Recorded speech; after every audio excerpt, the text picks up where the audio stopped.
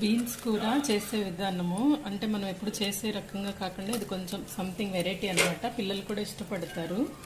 First ఈ బీన్స్ని అరకేజీ beans అనుకోండి, ఇప్పుడు నేను అరకేజీకి చెప్తున్నాను. ఈ బీన్స్ని మనం ఫస్ట్ కుక్కర్లో ఉడకపెట్టుకోవాలి, కొద్దిగా వాటర్ పోసుకొని. ఇది ఇలా పక్కన పెట్టుకోవాలి.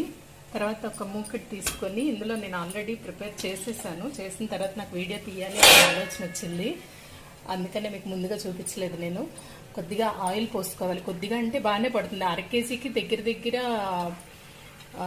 ఒక 100 గ్రామ్స్ ప్లస్సే, 100 గ్రామ్స్ ప్లస్సే పడుతుంది ఆయిల్ వేసుకోవాలి. ఆయిల్ వేసుకొని ముందు రోజు ఇది కూర చేసుకుంటున్నాం అనగా ముందే ఒక 4 అవర్స్ ముందే పచ్చిశనగపప్పు, ఈ అరకేజీ దానికి ఒక టీ గ్లాస్ పచ్చిశనగపప్పు నానబెట్టుకోవాలి, టీ గ్లాస్ కందిపప్పు, అవి రెండు విడివిడిగా నానబెట్టుకోవాలి. మిక్సీ జార్ తీసుకొని దానిలో ఎండుమిర్చి, జీరా, కరేపాకు, ఉప్పు మొత్తం అవన్నీ ఒకసారి కచ్చాపచ్చాగా మిక్సీ పట్టుకోవాలి.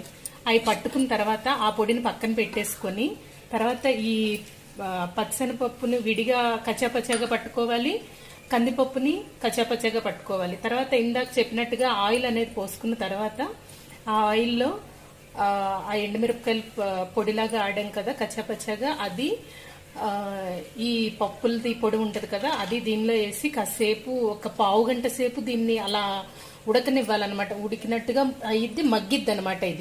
ఈ పొడి మగ్గిన తర్వాత ఈ ఉడకపెట్టిన బీన్స్ని ఇందులో పోసేయాలి, ఇందులో వేసేయాలి. ఇది కూడా ఒక పావు గంట సేపు ఉంచాలి.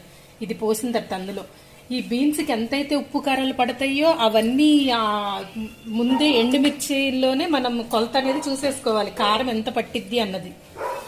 తర్వాత ఇది ఒక పావు గంట వేసిన తర్వాత ఒక పావు గంట అలా కదుపుతూ ఉండాలి.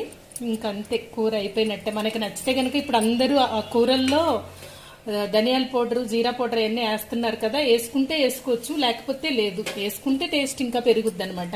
ఇంకంతే, కూర అయిపోయినట్టే. ఇంకా పొడి పొడిగా ఉంటుంది, పిల్లలు ఇష్టంగా తింటారు.